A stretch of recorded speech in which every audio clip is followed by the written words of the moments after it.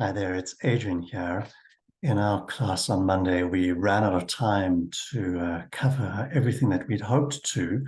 And in particular, one of the things that we left out was a section on cultural humility. And you have that in your handout. And so I want to encourage you to get that handout out and have it with you as we have this short conversation. So Robert and I spoke after class and thought that it would be a good idea and useful just for me to prepare a short video lecture, I guess, to set out just some of these key concepts around how we practice in a multicultural context. And so I'm drawing on the handout that you received, as well as an article by Mara Gottlieb, who is a social work academic, a faculty member in New York. And I'm going to attach that article to the email that I send with this video. So there's three key terms that sort of emerge as commonly used in this field, and those are cultural competence, cultural awareness, and more recently, cultural humility. Now, they are not widely sort of hugely different from each other. We shouldn't polarize them as being in conflict with each other, because they have much more in common, these three terms, with each other than they have differences.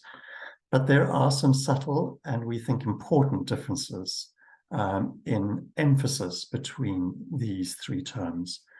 Cultural competence is about how we develop the skills to work with people who may be different from us culturally, and developing an awareness of their culture and an awareness of our culture and the differences between them, and becoming more effective at working with somebody else's culture.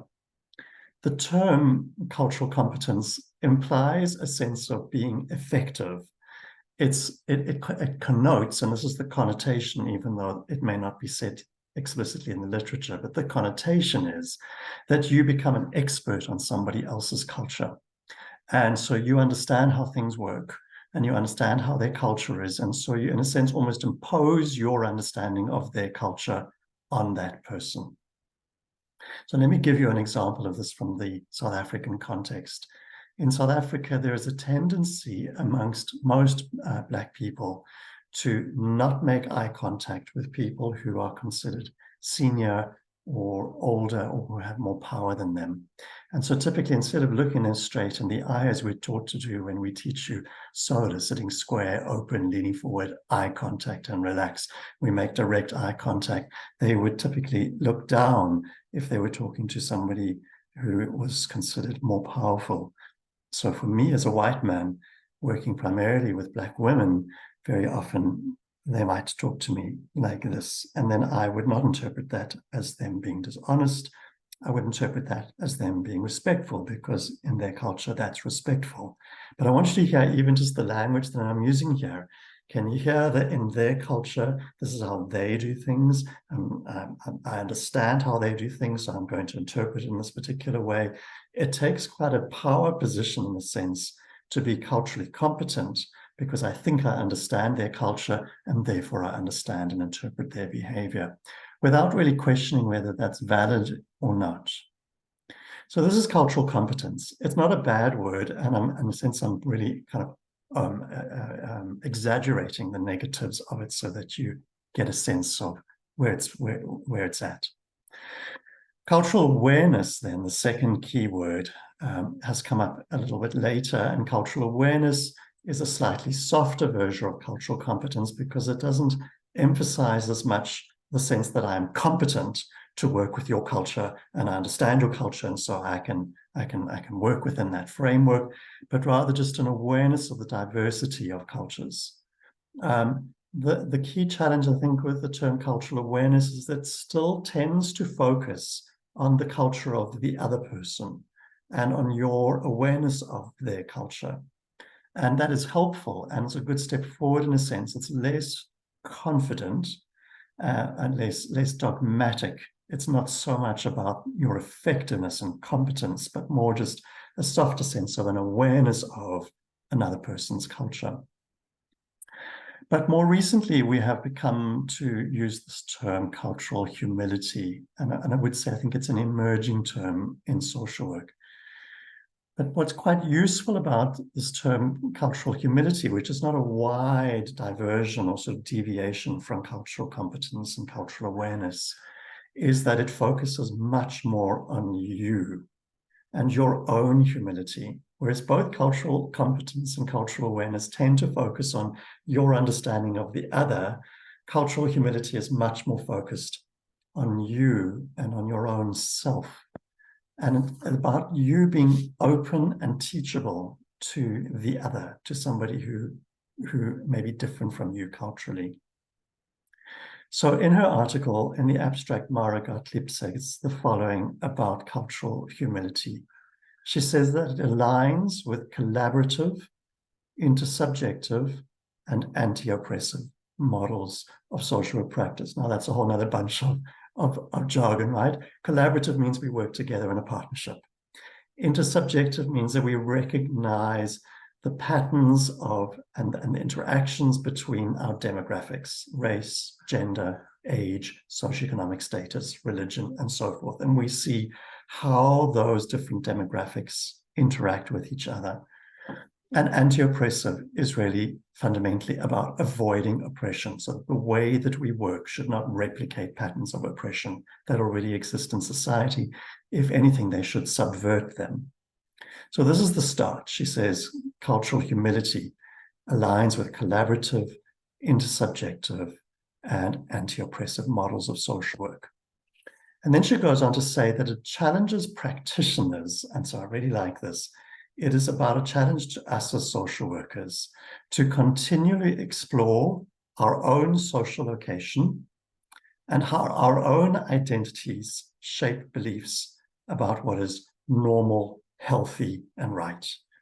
So what's quite different here is that there's a far greater focus on a self-awareness about your own culture, your own privilege, your own history, your own assumptions, and about decentering those so that you are able to step away from them in that moment. And so she says in the following sentence, it does ask us to decenter our own knowledge in favor of prioritizing the client's experience. And it urges ongoing vigilance to power imbalances and the impact of systems on both client and practitioners. And so this is perhaps another important part of cultural humility that emerges a bit more strongly than in the other terms, is that there is an awareness of the issues of power and the way in which intercultural work plays out in a power relationship. So humility is an interesting word, right? It's a word we sometimes use in a religious context. We may use it in certain other contexts, but generally, I think particularly my perception as an outsider of American culture is that humility is not a virtue that is particularly esteemed. There's much stronger emphasis on assertiveness and confidence and independence. Gottlieb gives a few definitions of humility from dictionaries, but the one that really stood out for me and that I've been mulling over the last week is from the Cambridge Dictionary. It states that humility is the feeling or attitude that you have no special importance that makes you better than others. Yeah, for me, that just cuts to the heart of it. That's like boom. Yeah, let me say that again. Humility is the feeling or attitude that you have no special importance that makes you better than others. And so that, in a sense, is like this one-down position. We may feel like we're here, but now in humility, we take this one-down position. We just make ourselves a little bit smaller. Other definitions speak about reflecting and expressing and offering a spirit of deference. Deference means I defer to you. In other words, I allow your truth to be the most important truth in an encounter that you and I may have together.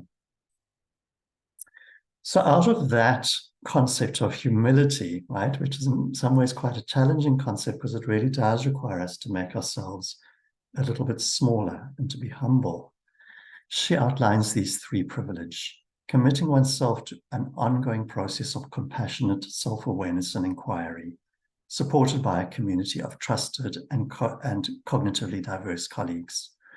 So it starts with this sense of interrogating and becoming aware of and critical of ourselves, of our assumptions, of our privilege, of our powers. And everybody has those. It doesn't matter what cultural group you come from. In a sense, we have these senses of power. And so it's being aware of that so that we are able to look critically at ourselves. But I love the fact that she says a compassionate self-awareness within a trusted community. So there is the sense that we do this together with others, and then we do it in a collective, in a community. Secondly, we come back to the point I said earlier, which is to be open and teachable, striving to see cultures as our clients see them, rather than as we have come to know and define them. And that goes back to the point around eye contact, right? So I have always been taught that I should not make eye contact with an older Black person because that's disrespectful, and that when a younger Black person does not make eye contact with me, they're not being dishonest, they're in fact being deferential, they're being respectful of me. But now those are assumptions that I make, and they may or may not be valid and true. And so the idea here is that we put aside some of those assumptions and we rather check them out. Now, on Monday, yesterday, we had my first class with our second-year students on work with individuals and families. It's really the same class that you're doing, but back home. And a colleague of mine is teaching that class for me.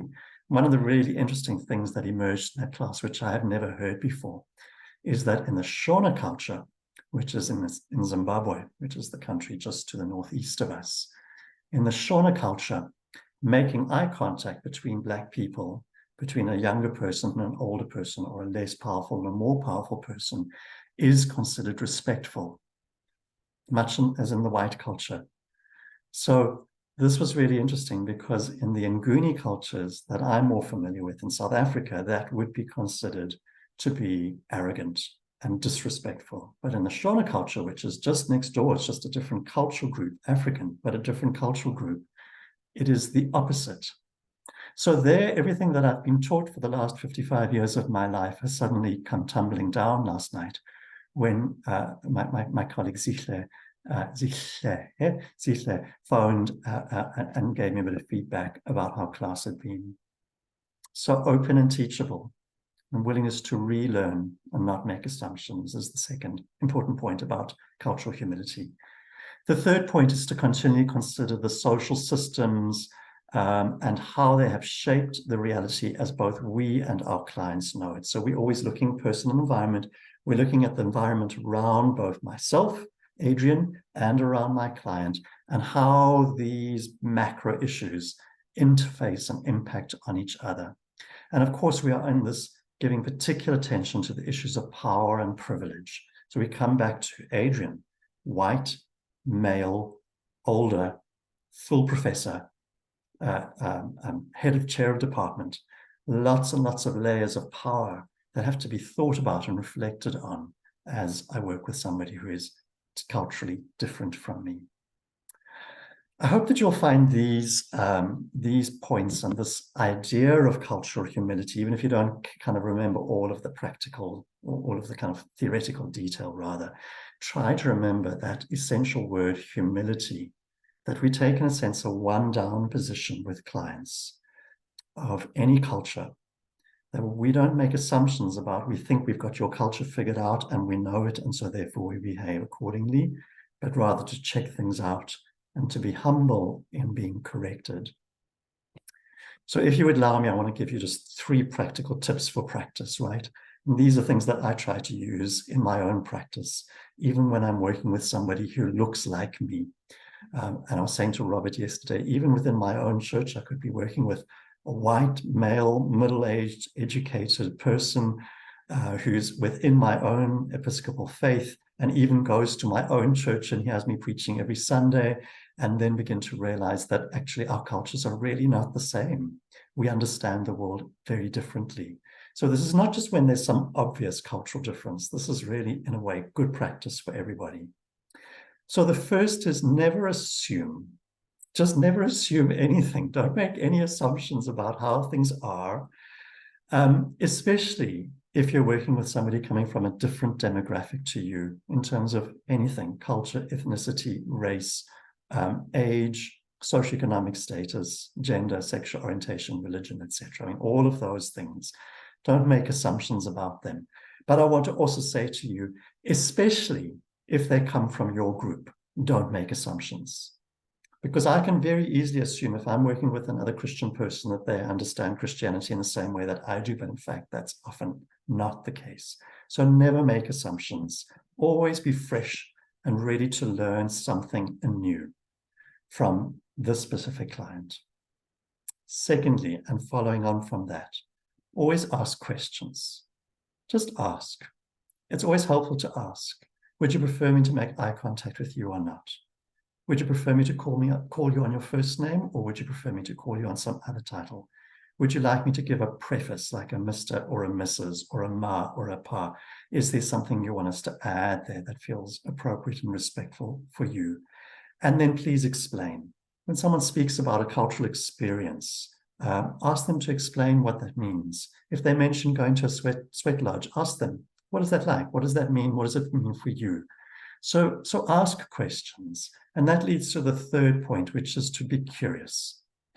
Come into your work with clients who are different from you especially, and then even more especially clients who seem to be similar to you, with a sense of curiosity to learn afresh something new and to be open and receptive to gain some kind of new insight that you might not have had before, and to step into the world of that other person. These kinds of approaches speak about our own humility, that we don't take for granted what we think we know, but we rather put it aside and be open to learning something new from another person. Well, I hope you might find this useful, and I wish you a good week. Cheers.